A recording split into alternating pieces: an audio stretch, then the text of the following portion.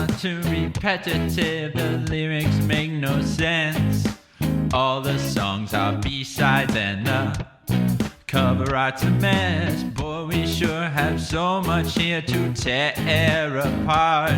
With Garrett and his little buddy Tim, or ever so. Let's listen for a week, oh yeah. Soon that week will pass and it'll be time for the party. Oh, why I hate this album. Hello and welcome to another episode of Why I Hate This Album. I am one of your hosts, Garrett Harvey. With me, as always, Dale Gribble to my William Dauterive LaFontaine, co-host extraordinaire, Timothy Richardson. Tim, how you doing, buddy? I am a little bit intimidated, to be honest. I didn't expect to hear that, but now that you say it out loud, I am not surprised. For the past week, we have been exposed to, I guess, maybe that's the right word. I think experiencing. Yes, we have been experiencing the improbable combination of sheer masculinity mixed with genuine emotional vulnerability, and it's something to behold. Oh, absolutely. Tim, let's not beat around the bush. What human being could possibly personify such a dichotomy? Well, only one man, Garrett. Jeremy Renner. We have been listening to his debut EP, The Medicine, released just a couple of weeks ago, March 27th, 2020. I think this is our first 2020 album. Boy, yeah, I think you're right. And I think it's a great pick. Garrett, also, I have to confess something.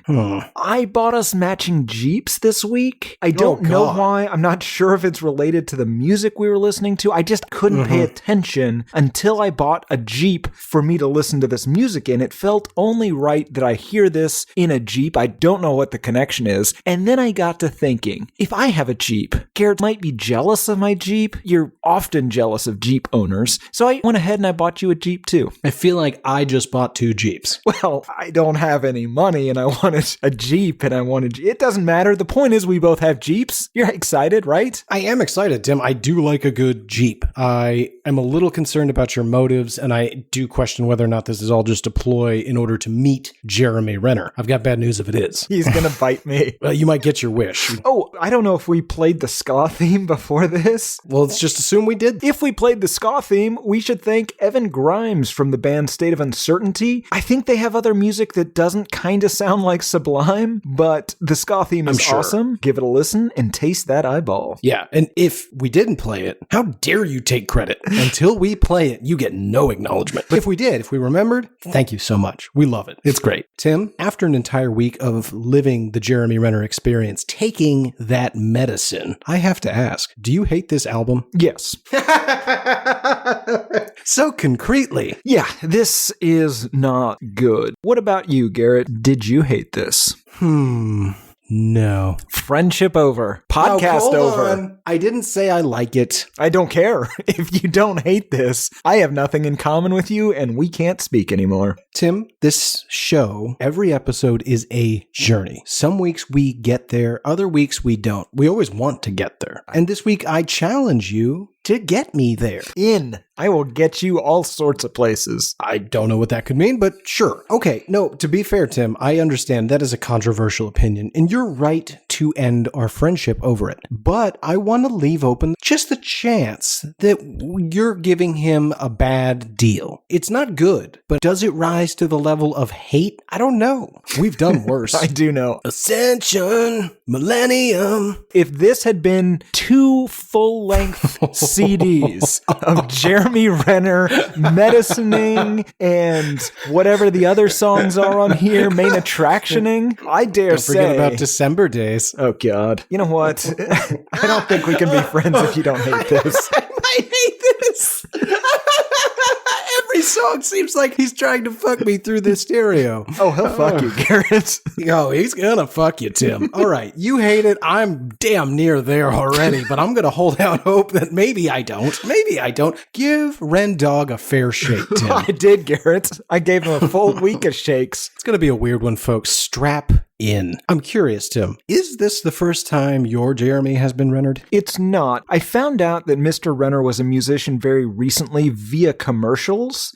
Pretty sure it was Jeep commercials. This man, he makes music. Apparently, he's not good at making music. He loves singing in movies. That was something that was new to me as well. In his favor, if I may speak for both Garrett and I. Probably not. Hawkeye is by far our favorite Avenger, so we may be a little biased. So if it seems like in this episode we are being far too kind to Jeremy Renner, that's probably the reason. Because Hawkeye is our favorite Avenger. Well, his portrayal of Hawkeye, yeah. Wow, that's what we're going to go with. Okay.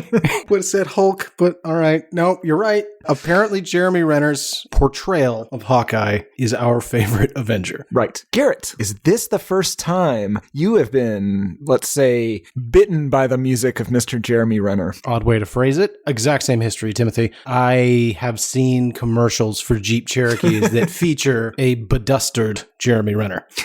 We'll get there, but the man does wear a mean duster. He wears the shit out of that duster. Not the point. It's not why I hate this duster. Got no problem with the duster. That's what Ren Dog excels. That's what he should be doing in the desert. We're getting way ahead. Way ahead. I am curious, Tim, while we're talking about our personal history with Jay Rizzle, when did you become aware of him as an actor? The Hurt Locker. I'd seen Dahmer, but I had no idea who he was. And when I saw The Hurt Locker, I didn't put him together as the same guy. Gotcha. I have almost the exact same situation, but I did kind of figure out who he was around 28 weeks later because I'd seen Dahmer's SWAT, unfortunately. Yeah, we've all seen SWAT. That's by far the definitive portrayal of American policing. I don't want to gloss over that. Absolutely right. I do have a small twist in my history with Mr. Renner, though. This is not the first time I've seen him, at least in some manner, portray a musician. As you know, I am a lifelong fan of the hit television series House. He plays rocker Jimmy Quid in an episode, and I don't actually remember what went on per se. I think he had some sort of neurodegenerative disease. I'm not sure. He had seizures, and his seizures were brought on by his own music. Interesting. For whatever reason, House is able to make his diagnosis because he stumbles upon an old record by Jimmy Quid. And it's very subdued, very singer-songwriter. And he comes to some conclusion based on this that his music has become more raucous. For years, I tried to hunt down what the song was because there's a guy just noodling around on a guitar. I was like, what is that? Because I knew it wasn't Renner. I found out years later, Hugh Laurie. Oh. They were just like, hey, can you just play something? And he was like, yeah, got it. So apparently I really like Hugh Laurie music. That man can play some blues. I'd listen to him play a guitar and a harmonica. And piano, I think. Yeah. Man, it's hard not to already be at hate with Renner. By comparison already, he's not a musician, Tim. He made an EP. Yeah, but there will be more. Oh, this is not the last for Mr. Renner, for sure. I mean, he's got all the money in the world. Well, we'll get there. Okay, that's your history. That's my history. But as is customary on the show, we like to give a little backstory on the artists themselves. So, Tim, take us on a journey. Help us understand who is Jeremy Renner and how did he and the medicine come to be? Jeremy Lee Renner, Jeremy, Jer, Rendog, however you want to say it, was born in Modesto, California in 1971 to bowling alley folk. He was the eldest of 7 kids. His parents divorced when he was 10, which, if you're keeping count, means they had 7 kids in 10 years. As an Irishman, I assume you're offended by the stereotype they are living up to. I don't understand why they missed a year. He went to the same high school as one of our most prominent Tims, Timothy Oliphant, and then Modesto Junior College, alma mater of George Lucas. He was originally studying computer science and criminology, but a drama class changed everything for him and, frankly, for the world. His first acting role was in 1995's National Lampoon's Senior Trip. He did a bunch of guest spots after that on things like Angel, CSI, and The Net, a TV show based on the 1995 movie The Net. Starring Sandra Bullock and... what's his name? Dennis Leary. Yeah. Really? When they would let that guy in movies. Then Dog starred as Jeff Dahmer in 2002's Dahmer, which was pretty well received, or at least his portrayal was. I don't know that anyone's actually seen the movie. But then I have. Well, right. You're not anyone, Garrett. You watched nothing but television for decades. I rented it. I got it at a Blockbuster. I rented Gacy, Dahmer, and Geen. This is a rare Telling anecdote. A rare view into Garrett's early college years in which he was apparently just renting movies about serial killers to learn where they went wrong. And by went wrong, I meant where they got sloppy and got caught, not what happened to drive them into their behavior, as Garrett had already begun headed down. I'm not a killer. I'm not a killer. Tim, the point is, and also, correction, not in college, I was 17. In 2002? Bullshit. Is that when Dahmer came out? Yeah, I think so. That can't be right. Well, that's what I wrote down. Anyway, he then moved on to bigger and better things with the Colin Farrell vehicle SWAT. It really was. There were a lot of those in the early 2000s, Garrett. In his defense, he walked away, allegedly, after doing like 6 of those SWAT-like movies. He was like, I hate this. And so he just left, and that's why you see him in Bruges and Killing of a Sacred Deer. Tim, have you seen Killing of a Sacred Deer? No. Listeners, don't Google shaved bears. Don't Google Mr. Hands. And for 75% of you, don't watch Killing of a Sacred Deer. For 25% of you, that movie's fucking rad. It's weird. Yorgos Lanthimos. I don't know. Did Dogtooth and The Lobster. Another Colin Farrell vehicle. Yeah, that movie's weird as shit too. Did you see that? No. Tim, we got a big movie weekend. I don't want to watch your weird movies. Oh, it makes you so uncomfortable. He has a coma fetish. Killing of a Sacred Deer. Great for 25% of you. 75% are going to be shocked and horrified. Yeah, I think I'm probably going to be in that 75%. Anyway, Jeremy Renner, at some point in this early part of his career, he was also in a band called Sons of Ben. Allegedly. In 2005, he was in a movie called North Country, for which he recorded the song I Drink Alone. In 2006, he was in Love Comes to the Executioner, in which he walks down a hallway in prison while singing an a cappella version of American Pie. It's for tough. 75% of you. Don't Google that. Actually, you know what? Everyone should see that, because if you think Jeremy Renner's a good musician, if you think he's a good actor, watch that. Yeah, 2 birds, 1 stone. Lower your entire opinion of him in both regards. Man, that's why a director's supposed to be there. Just be like, you know what? It didn't work. No problem. We'll just have you silently walk to your death. In 2007, he was Brad Pitt's cousin in The Assassination of Jesse James by the coward Robert Ford, or as Garrett calls it, TAOJJBTCRF for short. I do call it that. And he recorded the song Good Old Rebel for that. My point with all of this is that we should have seen this album coming. We had 15 years to stop it, and as a culture, we stood by and did nothing. He's been doing it right under our noses for over a decade. Yeah. It's sick. Then he's in 28 Weeks Later. He was in the episode of House that you mentioned. And then he gets, as far as I knew, his big break with The Hurt Locker and then The Town, both of which he got Academy Award nominations for. Then he was in Mission Impossible. He began playing Hawkeye in that first Thor movie. He was in The Avengers, The Bourne Legacy, the best Bourne movie, and the only one that plays in this household. Again, if we're still awake after that second Godzilla screening. You know, he was supposed to replace Tom Cruise. Yeah. And then they, essentially the one where they brought him in, I think it was so much better than the one previous that they were like, oh no, this could work. Okay. Yeah. Jeremy Renner, for as manly and as rugged as he clearly is, and he is both manly and rugged, he's not going to strap himself on the outside of a plane as it takes off. Tom Cruise, every movie is basically just a director filming his elaborate suicide attempts and then just kind of trying to put a plot around it. That last Mission Impossible, I made the mistake of seeing all the behind the scenes first. So I knew everything he actually did. And in the movie, I'm the only one. I'm the guy in the back just going, oh God. Like, he flew a helicopter. Yeah, that's not smart. No one should do that. So then he's in other great movies like Hansel and Gretel Witch Hunters, American Hustle, Avengers 2, Mission Impossible again, more Hawkeye renditions. At some point, he starts a house renovation company with another actor. And then in 2018, he was in Tag, a movie that isn't particularly notable except for the ending credits, in which he sings Crash Test Dummies' with no explanation, occasionally joined with some of the other cast members. It's weird and funny, and had his singing stopped right there, I would say net win. I've seen him do parody songs that I have no problem with. Oh, sure. If his singing career was that movie and him on like Conan, right, and SNL. Right. There's an SNL or possibly a Colbert where he does a song about him having superpowers. It works. Oh, yeah. But it's great. It's in the style of an Ed Sheeran. Sure. And if he's not taking himself seriously, which I think is the main problem with this, because he's a ridiculous man. He should not be taking himself seriously. He even looks ridiculous, Tim. His head is knobby. There's bumps in places. It's bizarre. It's not a person's face. I fixate more just on the meat.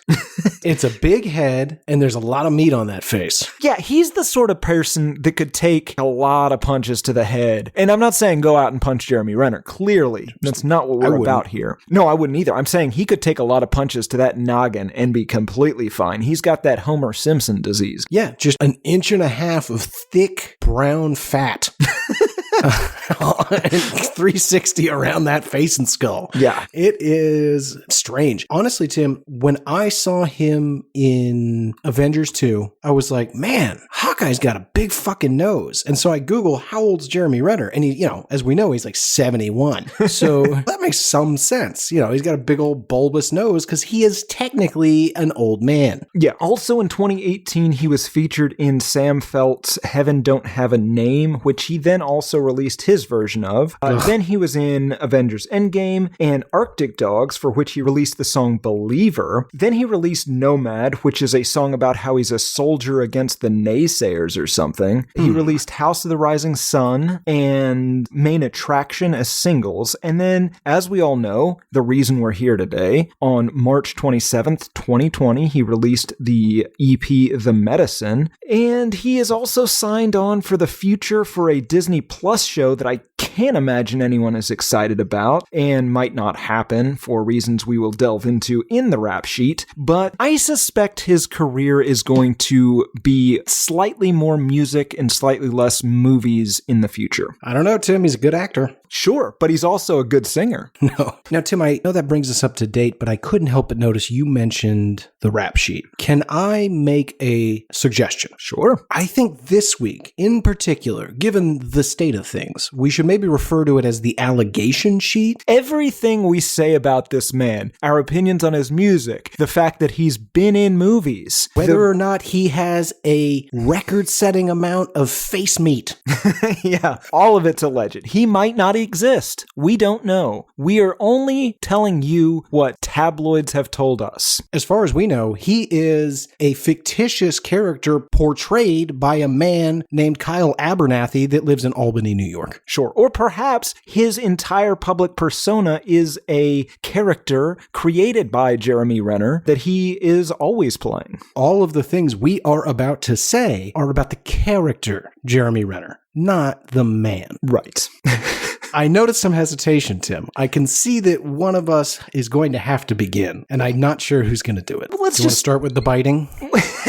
Most of the rap sheet stems from his 2014 to 2015 10-month marriage to Sony Pacheco and their daughter. As you said, it's very alleged. They are currently fighting a custody battle, so for all we know, it's not true. Please don't sue us. We do not have enough jerky and flannel shirts to satisfy you. Yeah, please do not hunt us down with a crossbow, Hawkeye.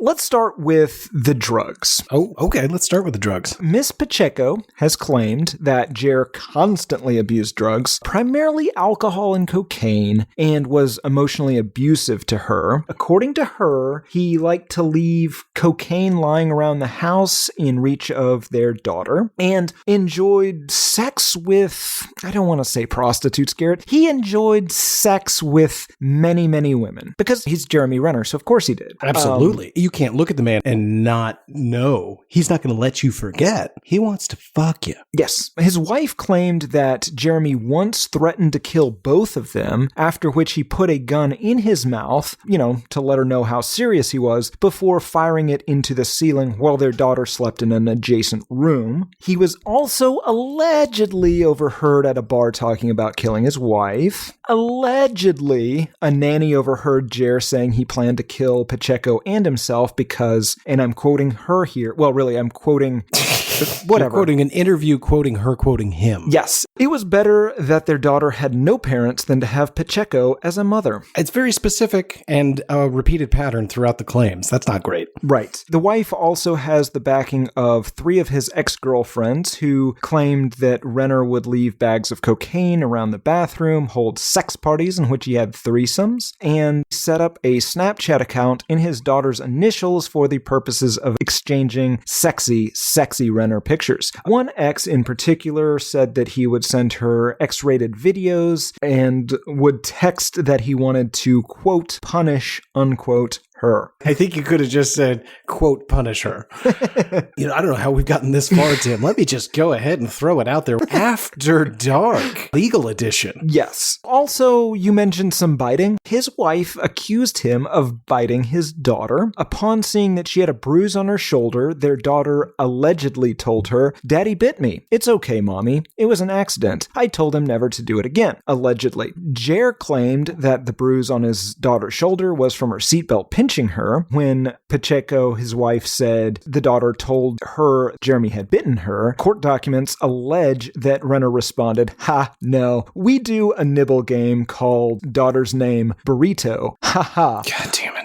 But not a bite. Tell her she's spicy. Ha ha. Nibble game are fake nibbles." Ugh. I'm trying to give him the benefit of the doubt. If it's a little kid, like you play little games with little kids, that's fine. I'm not trying to give the guy a hard time, but what you're reading, Tim, I also saw in court documents described as a text exchange back and forth, and I don't know what it is, man. It makes my skin crawl. Yeah, it's at least very poor phrasing. So he is filed for sole custody of his daughter. He described his ex as a bully who used the child as a commodity and a pawn in her struggle to control Renner. He also accuses her of being sex obsessed and sending nude photos of him to the custody evaluator to embarrass him. I mean, that is embarrassing. Not if you're Jeremy Renner, Garrett. What did you think of those photos? Oh, Jesus. Yeah. I don't know if you got this. He has a weird fascination with the internet, thinking he's a homosexual. I didn't find anything about this. No. In an interview in 2015, he proudly announced the top Google search on his name came up with Jeremy Renner gay, and he took that to mean now he's a giant star. But then he told a hilarious little anecdote while he was growing up, Christmas Eve incident, when he was out with his family. He claimed that a guy began choking him with a scarf he was wearing, and I'm quoting here, "He called me a fag because I was wearing a scarf. Then he shoved my sister, and I got behind him and choked him out." None of that happened. No, of course not. None of that happened. While we're on the topic, Tim, what's with the guy and scarves? You know what? I take it back. Scarf. It might have happened because you're right. Yeah, good luck finding that guy not in a scarf. It's a real problem with him. You live in Los Angeles. Take off the scarf. And you also discussed in great detail the Amazon app on a previous episode. This seems to be an app set up exclusively so people could pay him to praise him until it was taken over by trolls. Do you know what Jeremy Renner fans call themselves? Renners. Rennies. I was right there. I can't believe I missed it. He also has, of course, the Jeremy Renner Amazon store, which, if you would like to dress like Jeremy Renner, if you're in need of a good bear spray recommendation, he does not seem to know anything about jerky, but I will say his compound bow and rolling cooler recommendations are on point. I don't understand. Why does this exist? I'm not sure. I will say his almonds and the Neosporin he recommended are pretty good. I mean, it seemed to work on my almond sores. Oh my God. It's almond Neosporin? You put No. Ugh. They're two separate things. I bought his almonds, and as a result, I developed almond sores.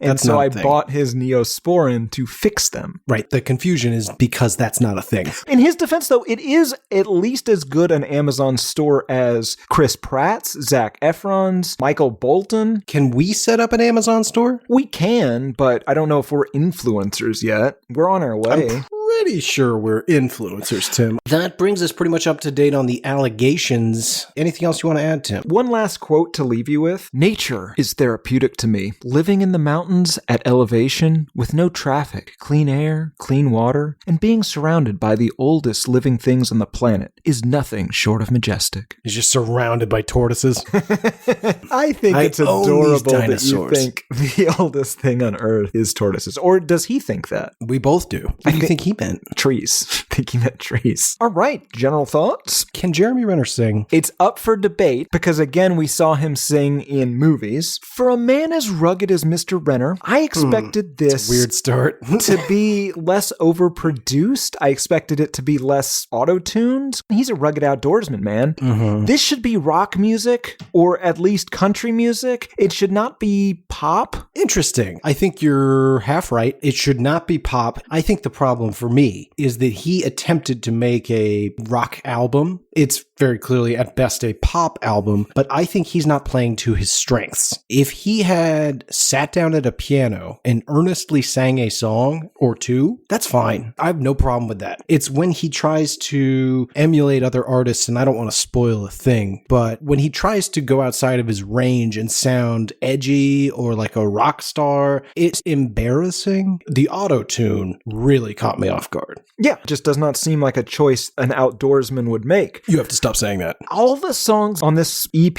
are designed to be played in commercials. A lot of them seem to have been commissioned by Jeep, or when NBA players run out onto the ice in the first inning. Several of them have that pump you up quality to them. But we frequently hit like an Imagine Dragons album, and we always joke this was designed to be in like a Jeep commercial. At least two of these songs literally were designed to be in Jeep commercials. Absolutely. I believe wholeheartedly that Jeremy Renner doesn't get the studio time without Jeep pre-approving the songs, and then he also has to star in the commercials. Right. So instead of a record contract, he has a Jeep contract. I think Jeremy Renner truly enjoys music. I think he's probably not great at writing music, and he also doesn't want to fail. So I think that this EP represents the crossroads of somebody who is musically talented, not on this album per se, but I think if not asked to emulate Imagine Dragons, I think he can sing. But when you try to say, like, what's going to be popular, what's the sound the kids are into, then you end up with this weird hodgepodge of, well, Jeremy Renner doing pop. The other key thing you just said there is he doesn't like to fail. You've given us great insight into your life as a young poet. This would be the equivalent of my high school poetry, because we did the same thing like a English class where, you know, you write your own poem. And when I would have tried to write a poem, it would be way too self-conscious. My goal isn't to write a poem. My goal is to get through this without embarrassing myself. And as a result, it's just this horrible middle of the road nonsense. None of myself is in there. Yes, well put. None of himself is in here. Garrett, I'm surprised there's no daddy talk on here. Oh, you gotta imagine this motherfucker's deep in the world of the daddy play, right? I think so. If you met Jeremy Renner, right. I think you naturally would just call him daddy. Really? Yeah. Instinctually. I think if you were in the presence of Renner, you're just... That my hormones would adjust such that I would naturally, through, I don't know, some sort of pheromone or something, just become this weird beta that refers to him as daddy? Yes. I really hope that's not true. Listeners, write in. Have you been seduced by Jeremy Renner? Did you instinctively call him daddy? Like, Tim, let's just stop for a moment. Have you ever just instinctively called someone daddy for no reason? It just fell out of your mouth? Oh no, I find it disgusting. Okay, but you think I might do it. So would you do it around Jeremy Renner? Almost certainly. I think there are two sounds on this album. There's one that's the ballad song, and they all kind of sound like Nickelback covering an Aerosmith song. Well put. And then there's the anthem-y songs, which are the commercial songs, and I mean literally the Jeep commercial songs. And those all sound like Imagine Dragons covering a Nickelback song. Oh, it's so weird. Tim, this has just been a roller coaster this week because I started out very obstinate and then I kept listening a little closer and the whole thing became super weird. Then I started looking at a bunch of video of him singing these songs in the studio. First of all, nobody records an album in a scarf. What is going on? He is a very fancy, rugged dandy. He might be a dandy. He might be the exact middle between a cowboy and a dandy. I don't know why you're bringing cowboys into this. Don't answer that. But you might be right. He could be an undercover dandy because I see dandy traits emanating out from beneath the rugged masculinity that he portrays. His jeeps, his crossbows, his various checked flannels. This is a tough guy. This is a man's man. But then there's the scarves and the tinted sunglasses and the just so hair. And the biting. Tim, the alleged biting. Do I think that in sexual congress, Jeremy Renner's a biter? Is he a Marv Albert? Is he going to bite that back? Yeah. Of course he is. Why would you even ask that? Jeremy Renner's going to bite the shit out of you. Because you know why, folks? We've made it abundantly clear. Gonna fuck you. And you're going to find out throughout this album just how much he wants you to know. All right, Tim, let's dive into it then. Track number 1, The Medicine.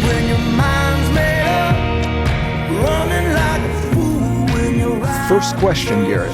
What's the medicine? Well, yeah, that was going to be like my 5th question. I guess we'll bring it to the forefront. I'm not sure. We're going to have to dive into the lyrics to maybe ascertain what is the medicine that keeps him healthy? It's not healthy. Let's talk about the sound of this song. I got a little Maroon 5. Yeah. I got the worst Black Keys song you've ever heard, maybe off that Turn Blue. Remember that thing? I do. Good God. And maybe a legitimate Kings of Leon cover. Honestly, it could be Kings of Leon from their later career, like that time. That's what I'm saying. This could be an actual cover from a Kings of Leon album. I'm not sure, because who heard those? But he's got like the Kings of Leon and even Black Keys to an extent do a weird thing where they curl their words. They oh, yeah. But the song opens, time stops for no one. You and I were broken. So I'm sad to say we're talking about relationships, I'm guessing. Yeah, this is presumably about his 10-month marriage. Do people only sing about love? No, sometimes they sing about alcohol and cocaine and how that impacted their love. Couldn't they have just stopped at the cocaine? So time stops for no one. You and I were broken, lost and only hoping we were wrong. You and I were magic, beautiful and tragic. Now you're gone. Now you're gone. Folks, that's not that far off. I am neither a singer or Jeremy Renner, and that's pretty close. It is. There's a ton of ooh, ooh, ooh, oohs in the background of this song. Yes, the oohs actually are what make me think Black Keys. There's a lot of oohs and a lot of claps, a lot of what you and I like to refer to as dance moves. Just a lot of bullshit to surround what is essentially not a very good song. But back to the lyrics, Tim. We all gotta feed our sins with the medicine. Okay, so we know the medicine is gonna feed that sin. But the big question is, what sin is it? I have a theory. Do you?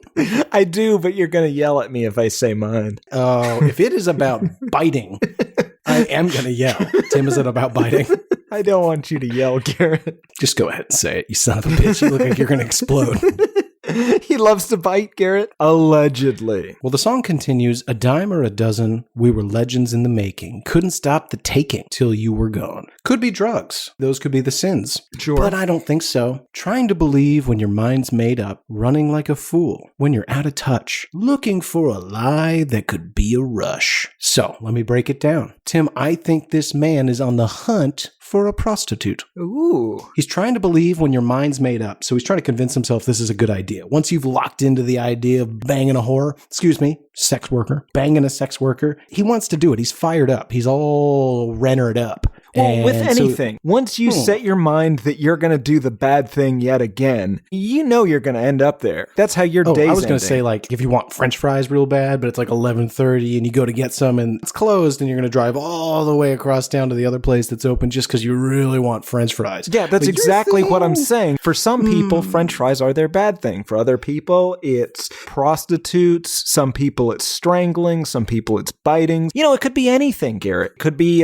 driving across town to get some of that heroin. But yeah, you're right. Once you set your mind to it, or really once it crosses your mind, you know that's how the day's going to end up. Now I just have to spend a little bit of time justifying it to myself and talking myself into the fact that this isn't the worst idea I've ever had. I'm going to get those French fries. I'm going to strangle. But you mean get a prostitute? To strangle. Oh, Tim, are you now, or have you ever been the West Campus Strangler? Nope. Okay. Running like a fool when you're out of touch. Obviously, he's running around the city looking for that strange, and then looking for a lie. That could be a rush. He wants to tell himself this is a girlfriend, that this is somebody who loves him, somebody that understands him, but really it's just a cheap fuck. But he's all coked up, so who cares, right? Oh, God. After dark, I think, on some of this.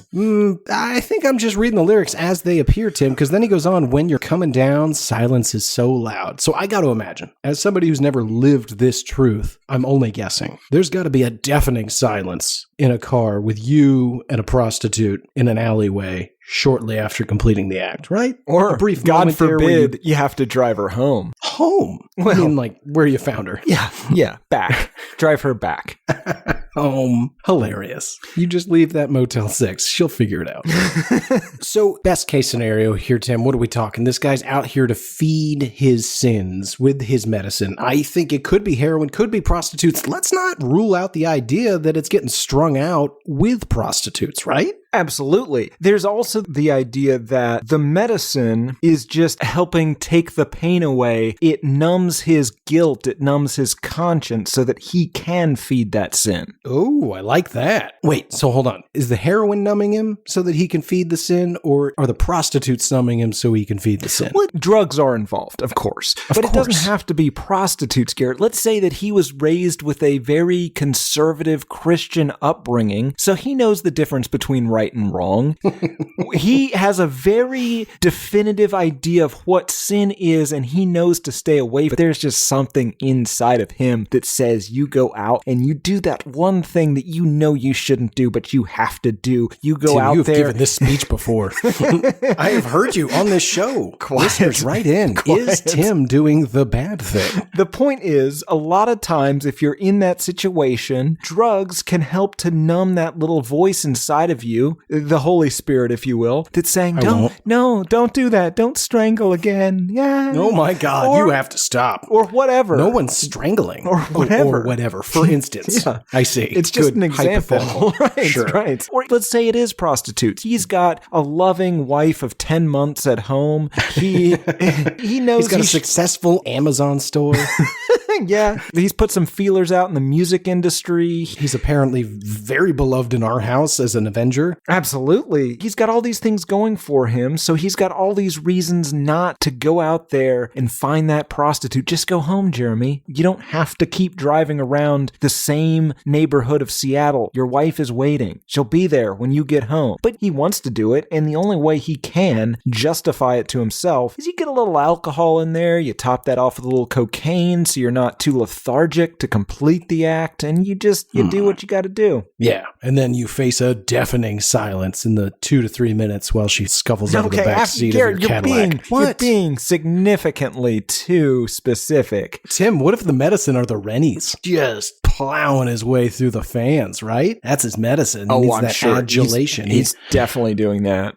He strikes me as a creep. He set up an entire app. Well, somebody set it up. I don't know that he has the coding experience to do it, but he had an entire app set up just to meet fans, praise presumably. Him. I think secretly. So you praise him, and eventually you pay enough money that you get into that golden circle. And yeah, no, you had to buy stars so that you could ask him questions. Right, and eventually you've bought enough that you get to go to the secret top 10 fan meet and greet with Jeremy Renner, and that's not a place you want to be. Where are the other 9, Tim? I thought there were supposed to be 10. It's just you, me, and this weird circular rotating bed. Have you heard my album? I have to go. Would you like me to sing to you? No, I'm good. It's okay. I've got this gigantic auto-tune machine. Yeah, it'll sound great the moment it comes through the microphone. You have a microphone in here? I like to sing while I make love. I have to go. Track number 2, Never Sorry.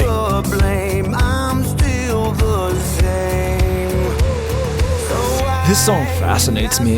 Everything about it's weird. Do you have an opinion about what type of music this is? I mean, it's hard to pin down exactly. It's one of those borderline anthemic kind of songs. For sure. But it also sounds like he wrote it as a country song and it got turned into that. Oh, absolutely, Tim. He did intend to sing this solo while somebody strummed a guitar, and somebody was like, no, we're going to go more of a 30 Seconds to Mars direction with it, okay? I would go so far as to say that this is a boyless boy band song. Oh, I like that. To get just the general theme of this song, Never Sorry. Sure. He has a lot of accusations against him when this comes out. Absolutely. Is this smart or dumb? I think it's the most honest song on this whole album, Tim. Jeremy Renner's a lot of things. He's an outdoorsman. He's a hunter. He's Hawkeye. He is arguably the most successful and popular Avenger. Accurate. But I disagree with that, Garrett. I don't think that this is as honest as you think. Well, let me just finish one thought. Mm-hmm. He is all those things. We agree. I'll tell you what he's not. He's not sorry.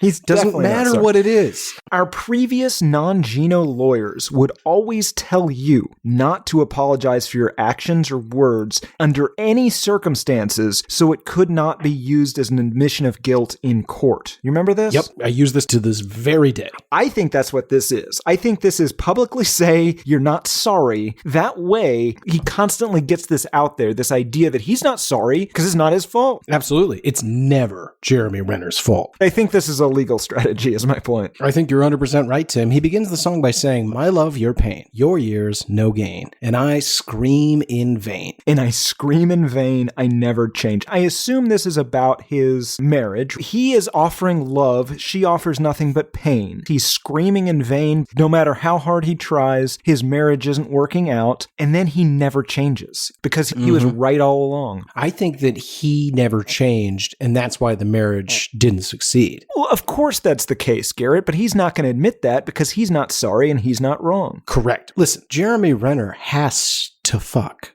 People don't understand. If you've watched as much Jeremy Renner as Tim and I have over this last week, listened to him, heard his words, experienced the lifestyle, this guy needs to fuck like we need air, like a fish needs water. Jeremy Renner doesn't even realize it before he's inside you, okay? Oh, God, Garrett. What? After it's what? dark. It's in the song. It is in the song, but the song is a little after dark. I guess so. My point is, he's banging 6-7 women a day, couple rennies on the side. That's not going to change because you're married with a family. Of course, you're not talking about either of us. You're talking about Jeremy Renner. Oh, yeah, absolutely. You and I, we're fine, upstanding gentlemen. Should we find ourselves in a monogamous relationship with a woman, we would, of course, respect that covenant. This guy, though, what I'm saying, Tim, what he is saying, what these songs are illustrating, he's got to fuck.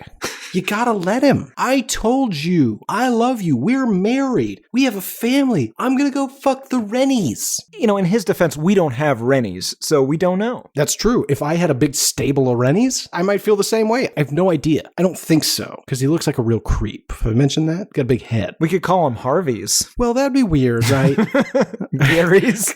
Well, no, let's not do that. See, Garrett's always banging those Garys. That's honestly the better of the two, Tim, because if you're in the other room banging a Gary, I gotta move out. Because I don't know what that dynamic is, but I think you're getting something out of it that nobody's quite okay with. I notice the last 3 women you've been with, you've referred to only as Garrett. Now, I also noticed that my name is Garrett. Is there a connection? Just be honest, I'm not angry. You seem pretty angry, Garrett. I am shaking. The song continues. So why now suddenly we're incomplete and I'm not what you need. I never said I was sorry. I ain't sorry. Never sorry. And that gets repeated because you really need to say it twice to get it in their head. Sure. A jury just does not take things the first time you say it. Go watch the OJ trial again. You gotta say it repeatedly, make it rhyme, make it fun for the jury. Play a sick beat underneath it. Oh, you should for sure play a sick beat. Maybe auto-tune it. Really drive it into those numbskulls. Because America is dumb. That's why Jeremy Renner has an album and you and I are talking about it. Because we're dumb. Yes. That brings me to my favorite part of the song, Tim. Oh, whoa. Oh, whoa. Oh, whoa, whoa, whoa, whoa, whoa, whoa. Folks, if you didn't enjoy that, you're not going to love this song, because that happens for like 2/3 of it. This is one of the best songs on the whole EP. It is, and it's not very good. He continues, this is weird. He says, I wished you'd love like me, because I'd never leave. I'd never be the one to leave you. He's angry that she doesn't love him the way he loves her. He thinks she should be out banging a bunch of rennies. No, I think what he's saying is, I'd never leave this relationship. I'm here for the long haul. You're the one that's quitting on us. Now, granted, I am banging rennies, or Harveys, or Garys, or whatever you want to call them, constantly. But I always come back to you, and now you're leaving. You're the bad one in this relationship. That makes a lot more sense. I couldn't imagine him wanting his wife to bang a bunch of random dudes. No, Garrett, that's for him. The rennies are for him. Please don't talk to the rennies. They're not real people. You have not purchased enough stars to talk to my wife. It gets a little sinister after that. He says, I'd never be the one to leave you. Now, I heard all your screams, but you never heard me. Yeah. What screams? Best case, argument. Just had a lot of arguing. Worst case, though, we now know what he's not sorry about. In either one of those cases, he pairs it with, but you never heard me. He's saying, I'm not heard in this relationship. I can hear you scream constantly. You're hooked up to the machine I built, and you're just shrieking in pain. I hear you, but it's like you're not listening to me. It's like you're always screaming. Hold on a minute.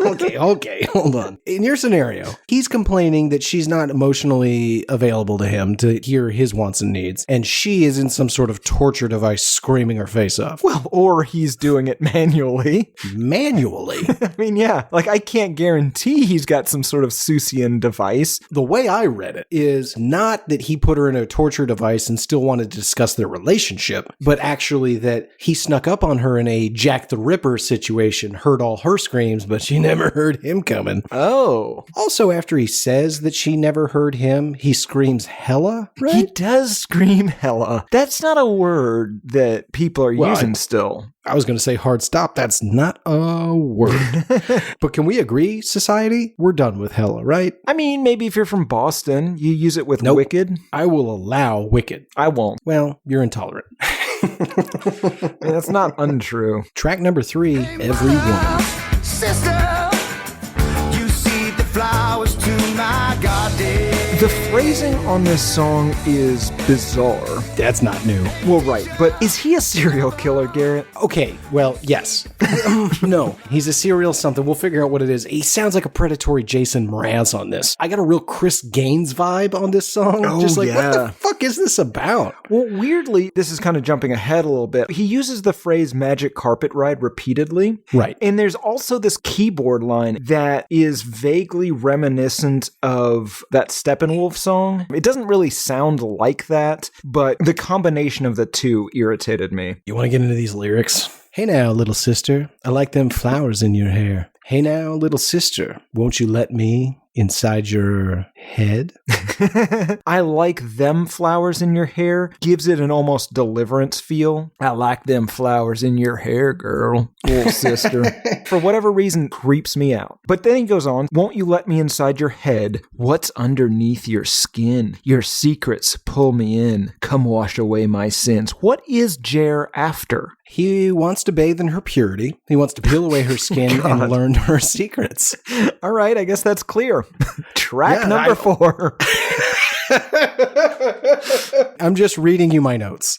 The song continues. Hey mother, sister, you seed the flowers in my garden. Hey teacher, lover, you seed the flowers in my garden. Tim, I think that these people are sowing uncontrollable urges. What we're hearing here is all women help to seed Jeremy's garden. Teachers, mothers, sisters, brothers, all women seed that garden. He's not taking anyone off the table. You're picking up what I'm putting down. Well, sure, yeah. And he says, look what you've done, you're every woman. Right. And I think what he's saying is every single woman he sees makes his flowers bloom. Oh, absolutely. Also, interestingly, the phrasing, the hey mother, sister, teacher, lover, not as obnoxious as Keith Urban's female, but it's still kind of reminiscent of that. We're just going to name some roles that women could have. At least they stay a little more on point. Mother, sister, teacher, lover. These are things women do and are. Sure, but in Mr. Urbain's defense, once. He never was talking about looking underneath their skin, seeing what secrets are under that skin. It's always just a spooky skeleton. That's what's under every person. A screaming spooky skeleton. That's true. If you pull a person's mask off, it is just a screaming spooky skeleton. Good luck pulling off that Renner mask. Extra 16 pounds of plaster under that skin. It's a thick head. It might be a mask. It does look like he's wearing a mask over a face. That would explain the thickness and the lack of expression. Right, but I don't think it's to look like someone else. I think that he has a mask of his exact face that he is wearing on top of his face. That's deeply troubling. I want to wear a mask of my face. So no one knows who I am. Okay. Back to the song, Tim. What do you think his garden is? What do you think his flowers are? I think it's his sex. I think it's his boners. I think it's a poor metaphor, but yeah, because there's another verse in here. Hey now, little sister, I like them flowers in your hair. Oh man, you got the seeds for my garden. Hey teacher, you're a flower in my garden. Yeah. To be clear, the song sounds not a lot like that. Yeah. Stop. You have to stop. Quit licking your lips. Jesus In my defense, I was licking the microphone. You know what? I don't know how that's in my defense. You okay? When he says, she got the seeds for my garden. He's flipping the script, Tim. Normally we associate the seed with the gentleman. I think in this case, we're not talking about fertility. We're talking about arousal. She's got the seeds to make him bloom, if you know what I mean. Have a nice dinner, maybe taking a show, head back to what I assume is a very lovely apartment or possibly a hotel room, and he just blooms all over the place. But before that, we're going to need to get that skin right off. He's going to have to at least see what's underneath that skin. Maybe make a little nick. You get a periscope and jam it under there. I'm sure he's got a whole kit, Tim. Just a little bag he keeps next to the nightstand in case he wants to do some exploring. He continues, hey there, little trouble. You see the lies and shit I do? You do. I'm seeing double. You're nowhere nice and know the truth. Okay, he knows she's bad for him, Tim. He knows he can't keep going back to little trouble, and she knows just how sick he is. He's got to have it, right? I assume little trouble is either one in his stable of Rennies or potentially a woman of the evening who he frequents often. Well, I took this a different way. To me, this comes off as a borderline manic interrogation. He's brought the mother, sister, teacher, lover to his second location, if you will. Good Lord. And folks never go to a second location, but continue. He's bloomed already. What? But now it's kind of gotten a little darker. He has stopped addressing her as sister, mother, teacher, lover, all things you would call somebody you've taken back to your hotel room. And now she's little trouble. She sees him for who he really is. She sees the lies and the shit that he does. She does. And now she's in trouble because, like you said, he enjoys... Oh my God, Tim, you're dead right. Through that lens, I'm seeing double. You're nowhere nice and know the truth. Tim, he's got her in a room. Those locks lock from the outside. You have to have an electronic device to open it. She knows his secret. She made him do the bad thing. And we don't know what that is. I have no idea. Maybe it's just completely normal missionary sex and he's got some weird hang up. I think that he enjoys his anonymity. He's always wearing those flannel shirts and fishing or masks, whatever. He had masks of his own face. But he has let her in. And after he has bloomed, he has started to regret the fact that she has seen him for who he truly is. He took off that skin mask of his own face and let her see his actual face. And he's decided, I'm having a little regret here. I've decided you can't leave. He hasn't decided it, Tim. He's come to realize she can't leave. She's seen the real, slightly less bulbous face. She's seen the weird room with the Matt Lauer door. She has seen... After dark on that whole man. Yeah, even those hair plugs. The song does end in a very ominous way, Tim. After she comes to realize that she's in a bad place and knows his truth, he basically just keeps repeating, look what you've done. Look what you've done. Yeah, you're every woman. Tim, this is a pattern. Every woman ends the same way. He thinks he likes her. They have a great time. They go back to his place. He shows her this really neat and unique stark room that he has. And then he blooms. And he's immediately embarrassed that she's seen his real face. He's taken off that mask of his own face. And she's got to go. Are we talking some sort of like H.H. Holmes, maybe Demon Barber of Fleet Street situation where he just right then and there, maybe a trap door. Oh, he's certainly got secret passages at the very least in his home. Or, well, let me rephrase, his cabin. It is a cabin, even though it is in the middle of Midtown Manhattan. He's just got a tree house hanging off the side. From the outside, it's an apartment. The inside is a legitimate cabin. But I'm curious, Tim, does this room have a drain in the floor? Probably. Good Lord. Well, listen, he's out there hunting, right? He gets his bow, he goes out into Central Park, and he kills a bear or whatever.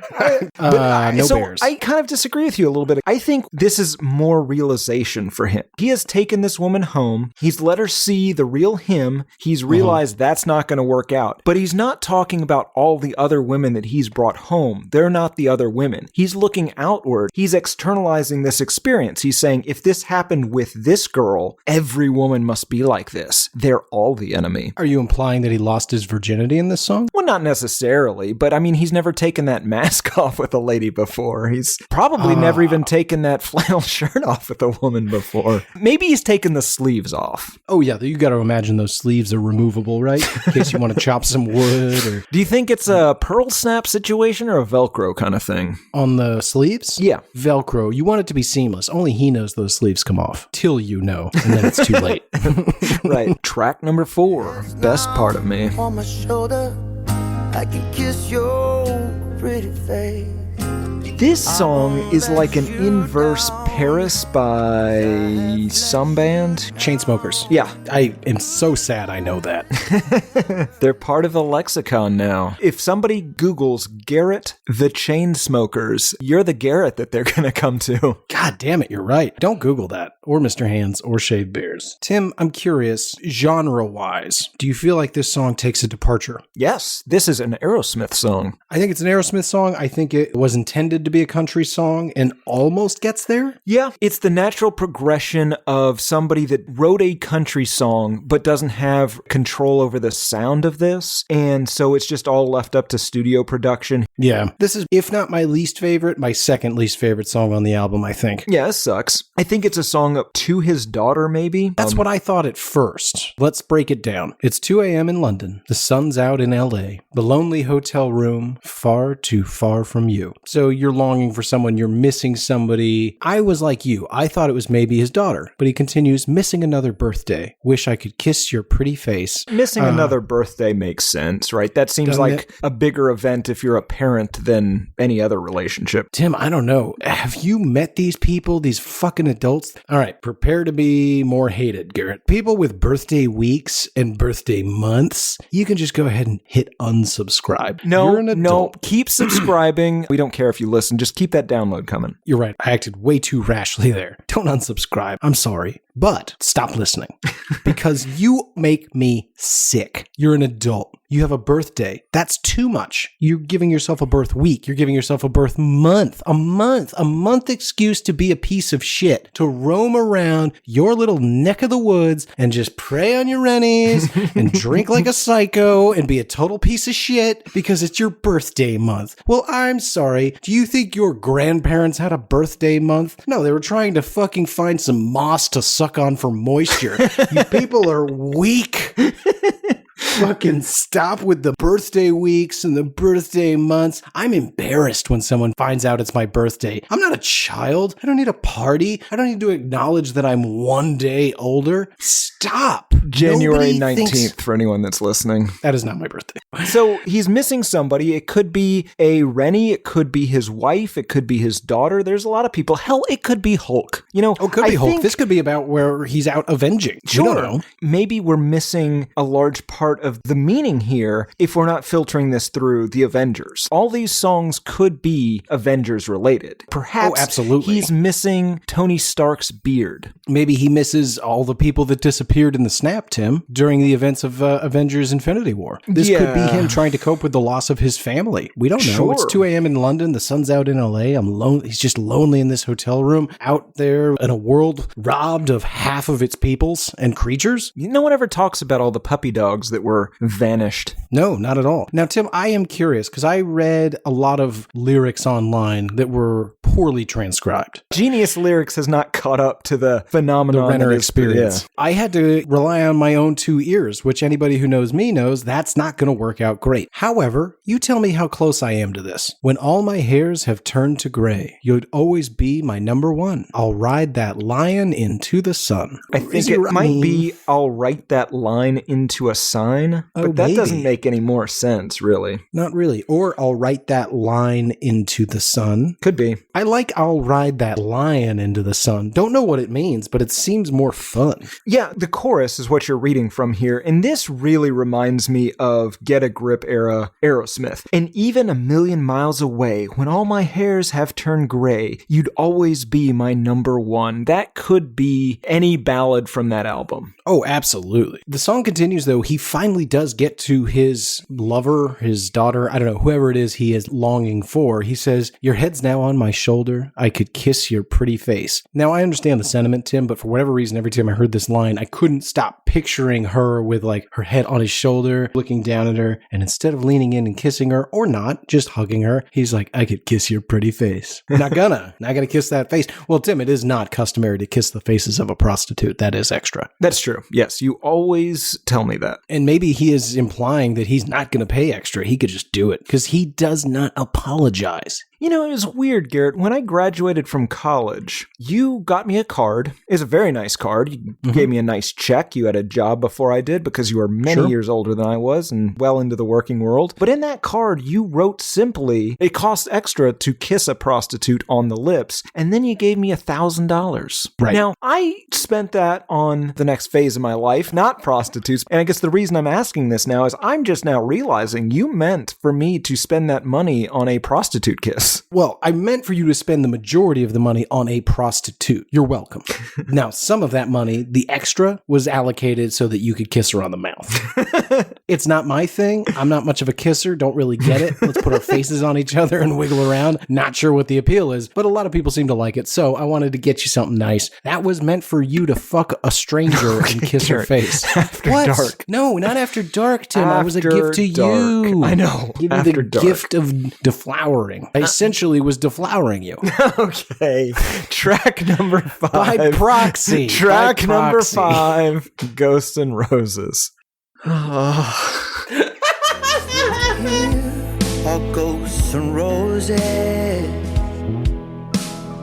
This pretentious piece of shit. I renamed it. It's the Ballad of Hawkeye. Thank you. This song's about Hawkeye. Yes. Because I fell from grace to the ground, silenced my rage without a sound. Baby, I've always let me down. This is talking about his guilt, so his family disappeared and he became some sort of weird Asian murderer. Yeah, well, let's clean that up a bunch.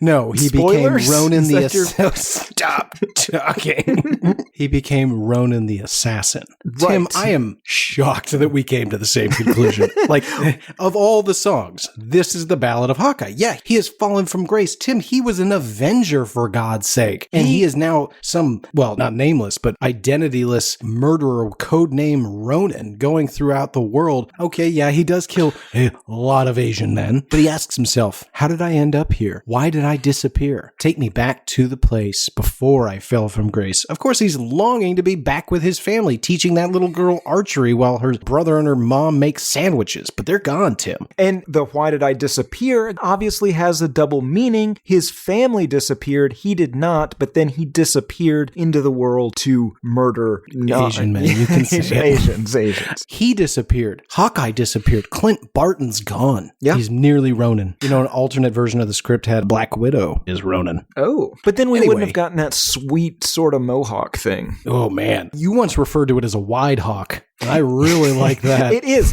It's your dad's mohawk. Yeah, it is. It's just a high and tight, but on the sides only. So the Simpsons episode where Mr. Burns kept shouting at Don Mattingly to shave his sideburns, and so he eventually just shaved up the side of his head. That's what that looks like. Stu, I thought I told you to shave those sideburns. I did. I don't know what you think a sideburn is, but yeah.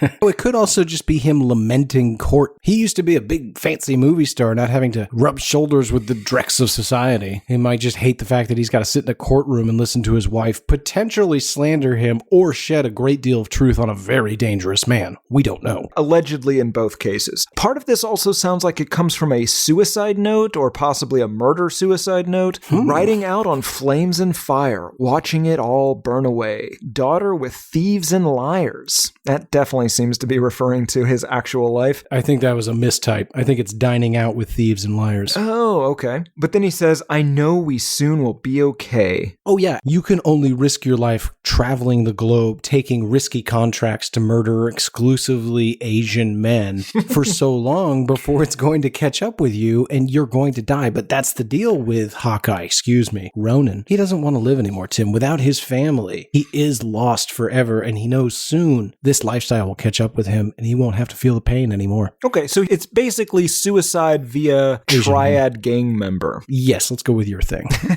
And also, a note on the music. I don't think Jeremy Renner has earned the gravitas that backing strings seem to demand. I was a little furious that strings made their way into the composition. It even has this building thing. It almost goes for a day in the life where it all builds up and then suddenly cuts off. We might be taken off of iTunes just for mentioning the two together.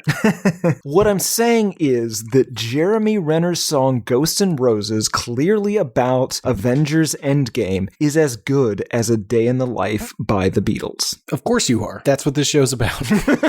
It's not what it's about, it's who we are. The song ends by him saying, if I ever find a love, will it ever know my name? He leaves that door open just a crack that maybe in this world of only half the organisms in existence, he can find love again and help him find who he was and call him by his name, Hawkeye, or possibly even the far worse, Clint. We apologize to any Clint listeners. Clint listeners, write in. How hard was your struggle? I knew a Clint growing up, and it wasn't easy for him. The other kids were pretty cool about it, but I really used it to take the focus off of me, if you know what I mean. Right, you bullied the shit out of him. Track number 6, December Days.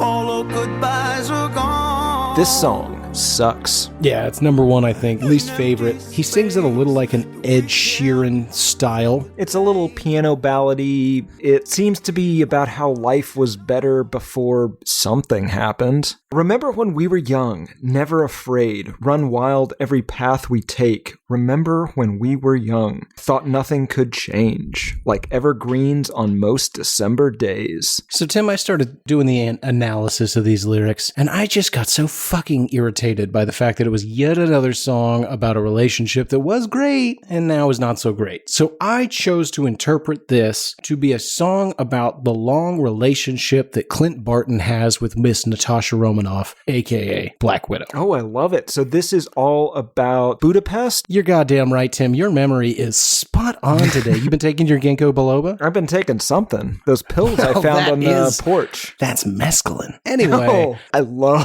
mescaline. That comes as no surprise. Now time has passed by. Our worlds divide. There's no reason why. So obviously she has become the leader of the Avengers. In the absence of Tony Stark, while Captain Marvel is out putting the universe back together, she's holding it down worldwide here on Earth, and he's out there, as Tim mentioned repeatedly, killing exclusively Asian people. He really has a problem with Asian people. Yeah, we don't know what it is. The character, not Jeremy Renner. No, not Jeremy Renner. Jay Renz loves the Asian community. He continues on, when did rights become wrong? All our goodbyes are gone. An empty space that we can't fill with blame. He's talking about the emptiness left in his life by the snap, Tim. He understands that what he used to do is mete out justice around the world, but he did so with restraint. He wasn't out for blood. He was out for justice. Now, as Ronan, he's out for blood of exclusively Asian people. What if this song is going back even further? What if this is about when he was off murdering people of all ethnicities, nationalities, with Natasha Romanoff back before the Avengers? So he's remembering the halcyon days of when the two of them were in charge and they were like the two most badass people out out there. And then you got the Hulk, and you got this guy in a metal suit, and there's like another one. You know, it's kind of bullshit. They used to be these badass assassins. Now they're playing second fiddle to these people. So he's remembering back when they were young and they had the world on a string. I mean, for God's sake, he was a successful, world-renowned assassin, essentially. We won't say that. That's a bit of a tough word. We'll say world-renowned federal agent with S.H.I.E.L.D., and all he had is a goddamn bow and arrow. Yeah. It's not even a fucking crossbow. It's a bow and arrow. You gotta pull it back every time. Be dead in 8 minutes. At least Natasha has guns and those weird, like, blue knife things. But you're right, Tim. I think they are remembering the good old days when they were the heroes. Now they're essentially a joke, you know, unless you're at our house, in which case we celebrate all things Hawkeye. Can I go back to something you just said? I think it's really weird that you refer to breasts as knives.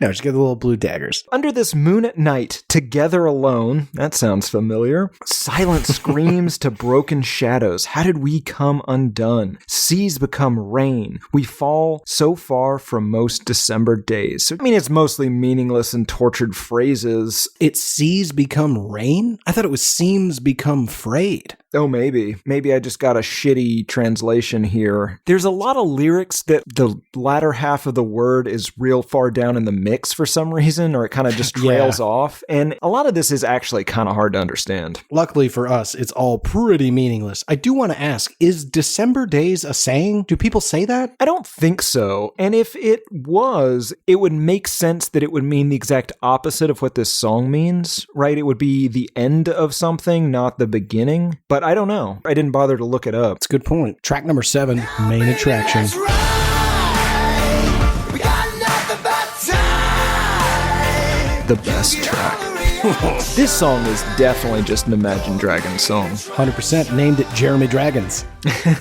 AKA 30 Seconds to Jeremy. Yeah, and this one is clearly just a Jeep commercial. Oh, we'll get into the Jeep of it all. It might be solely about a Jeep. Yeah, I think at some point he will ask Marvel executives for this to be in a Marvel movie or possibly his Hawkeye show if that happens, and he will be told no. I'm sure he is asked to sing repeatedly, and they're like, hell no, that's okay. Yes. Can Hawkeye ever be led away down a hallway and maybe just start singing American Pie? There's like 7 lines in this song that are just repeated with different variations. It's excessively repetitive. So I'm going to ask Tim, is this song about going on a drive, or is this song possibly about cocaine abuse? Could be either. He better hope Jeep never hears this episode because he will be off the Jeep money train. I don't know, Tim. There's been a lot of allegations floating around these days, and it has not seemed to stop the money flow yet. That's true. They could be a sponsor of this episode for all we know. We bank in advance.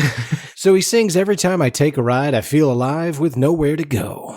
Riding high, day and night, satisfied wherever we roam. You're the star of the show. You shimmer like gold. Is this about a Jeep or cocaine? I mean, that sounds like cocaine. It sounds like a man in a Jeep on cocaine. Or just a man on cocaine, Garrett. Cocaine Very is true. always the star of the show. It always shimmers like gold. For sure. God, I like your style. You're the perfect distraction. You're the main attraction. Cocaine. Yeah. Roaming through the city like the track of time. The freedom is mine. Cocaine. Riding the lines. Riding the lines. You know how I like it. Yeah. Pedal to the metal. I'm your soldier. Cocaine. You can take it for miles. And let it all wild. Just how I like it. Weird sex on cocaine. Maybe this is about the first Avengers where he was hypnotized by Loki and they invaded New York. Oh. No, it's about cocaine.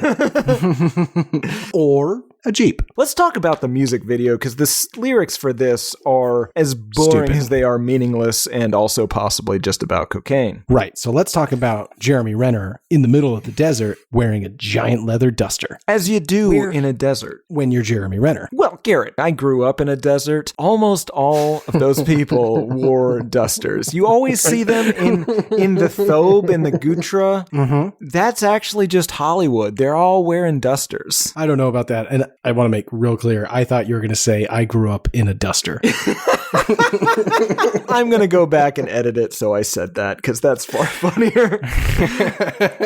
That's actually the final level of cowboy. There's only one cowboy that's allowed to wear a duster at any given time. May I know his name? Head cowboy. Oh, fuck you. We open, Renner's in the desert, he's got his duster, he looks great. This is what Jeremy Renner should be doing. Then I realized, oh, I've seen this. This is a Jeep commercial. Sure. And he's doing a little dance in the desert. He's kind of kicking the sand up and... Yeah, he's just having a good time, just playing around. This video has over 6 million views, and I want a purge. We all want a purge, Garrett, but this is not the time to say that because we're currently in a purge. Mother Nature purge. Stay safe out there, folks. Luckily, we are quarantined safely in the apartment. I worry a little bit about Gino. He is stuck in a room with 38 other individuals, all of which are much younger than him, and he is a septuagenarian or possibly octogenarian at this point. It's hard to tell. Yeah, but that thing is sealed airtight. Trust me, we had them all tested. We did the antibody test. No one has had it and no one hasn't. You and I, no idea. Yeah.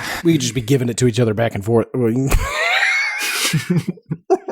Back to the music video. He finds himself walking down some weird neon-trimmed hallway. Looks an awful lot like a strip club. There's a bunch of freaks and weirdos, and then suddenly he's performing in a backyard. Yeah, it was odd that he chose to feature a concert that had like 17 people there. Yeah, it was like they couldn't get enough extras for the Jeremy... Oh, okay, yeah. I was going to say they couldn't get enough extras for the Jeremy Renner fake concert, but that sounds about right. But I got to say, Tim, if I found out Jeremy Renner was playing here in the city, I think you and I would have to go. That would be amazing. Let's back up. There's a circus sideshow kind of thing. There's a sword swallower. And there's a guy just inexplicably dressed as a hot dog that looks like... You know who that guy is? It's the director of the Marvel movie. Are you 80? It's Taika Waititi. Yes, that's the guy. He directed the Marvel movie. Also, you've seen all the things he's ever done. You've seen all of them. Well, maybe not Hunt for the Wilder People, but all I also the other haven't stuff. seen the Hitler movie. Oh, never mind then. He does a very seductive look at the camera. However, Jeremy Renner does him one better. He Zoolanders at the camera. I was going to say, not one better, Tim. Folks, in case you haven't heard, Jeremy Renner has to fuck. It's required for him to stay alive. That's why he's got the stable of Rennies. But through this music video and any of the, I assume you didn't watch any of the lyric videos? No. Well, unlike most lyric videos, his are not just lyrics. There's also a bunch of stills of him floating through the back. Oh, that's handsome. Okay. He is nonstop, pouty lip, sullen-eyed, like, fine, fuck me. Like, every fucking photo looks like he's about to slip you something, allegedly. It is so creepy. I didn't know somebody could pout so much while singing. I think he technically penetrated me with his eyes. Oh, God. Allegedly. If that did in fact happen, your life is in danger because you've seen into his soul. You've seen beneath the mask. Well, no, he didn't take the mask off. Oh, okay. Yeah, this was all superficial. Maybe that's how he's able to pout while singing simultaneously. The you're right. mask The exterior layer is just a fixed glare that says, I'm going to fuck you, while underneath he sings. Yeah. Oh, cool. So yeah, Taika Waititi shows up. Little kids start dancing. Made me real uncomfortable. Little kids start singing. There's a choir. Yep, that happens. And when they sing, Jeremy Renner's voice comes out of them. Oh, so disturbing. And then suddenly there's a Jeep. Yeah, it's doing donuts. Frankly, I'm surprised the word Jeep was never mentioned in the lyrics. Yeah, you would have thought. For the amount of money they paid for this music video to happen, like that should have been in the contract. Jeep! Oh, what if he had a whole song that just described how much he liked the Jeep? Like real specific. I've got dual climate control. Can we be done with this? Yes, please. How did this do? It is way too early to tell. We're recording this less than a month after it's been out. I will say probably not too well. I don't think anybody has heard this EP. Maybe everyone is too busy with their lives and activities right now. I'm sure that once everyone has the chance to have a nice quiet evening, people will give this a listen. Aside from how this did, his films, the films that Jeremy Renner has been in, have grossed over $9.8 billion worldwide. That's just barely behind Dwayne "The Rock" Johnson and Willard Smith. Wow. Willard. Yeah, it bothers me Still every can't time. believe we missed that. What do people think of it? Well, Amazon only has 4 reviews because no one cares about this. It does have a 100% 5-star rating, though. Loretta, the day this came out, wrote a review called Love His Voice. I am so happy that he has put out more music. His voice is so beautiful to me, and I can listen to his songs over and over. Thank you, Jeremy. This is much needed at this time in all of our lives. Now I can quarantine in place with some great music to keep me company. Boy, that review is not going to age well.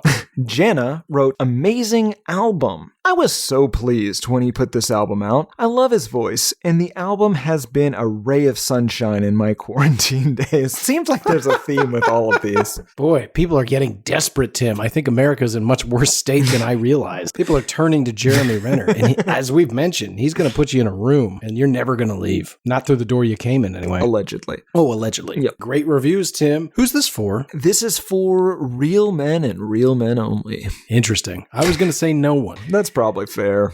It's for Jeremy Renner. It's its own vanity project. You're right. This is 100% for Jeremy Renner. I would even say it's not for Jeep. No, it's for Jeep. I think the Jeremy Renner in the commercial is for Jeep. I don't think the Jeremy Renner singing is for Jeep. Maybe. But if you want the Renner, you're going to get the singing.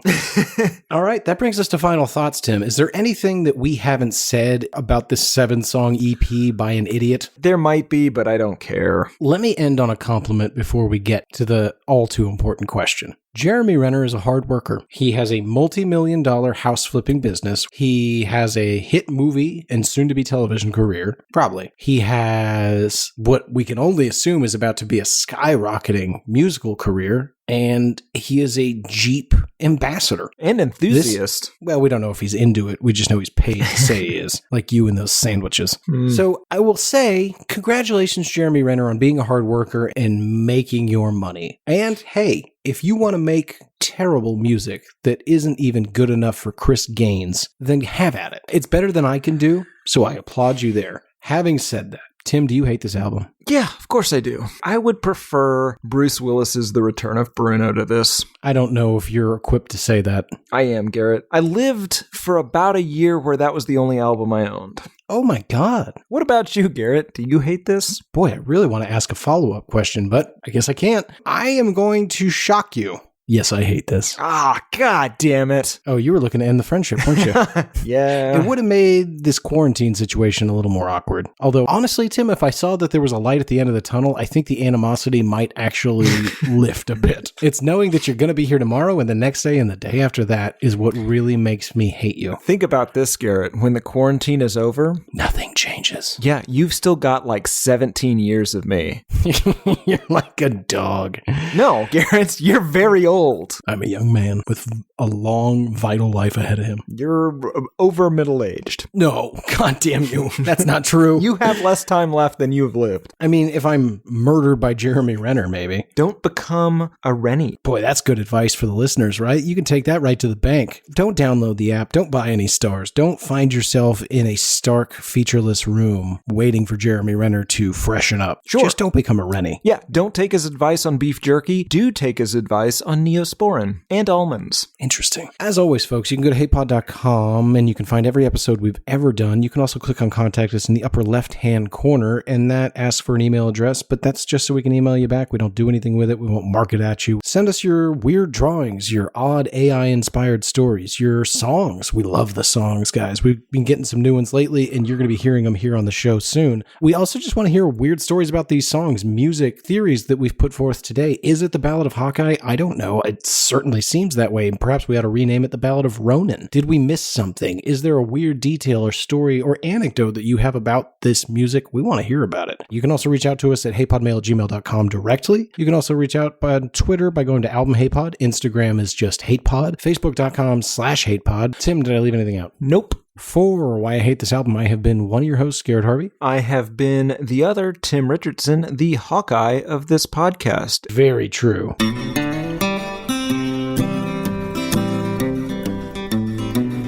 There's cowboys running through my dreams. Nothing's quite the way it seems. I joined the Navy, got kicked out in a week. My facial features aren't distinct. Try to find some meaning in these songs. The genius is a genius, got it wrong. No, it's a lobster murder sex thing. It's the bleaching of the rear. A full assault on both your ears. The riffs are too repetitive. The lyrics make no sense. All the songs are B-sides. The cover art's a mess. Listen to it for a week. Now that week has passed. It's the Why I Hate This Album podcast with Tim and Garrett.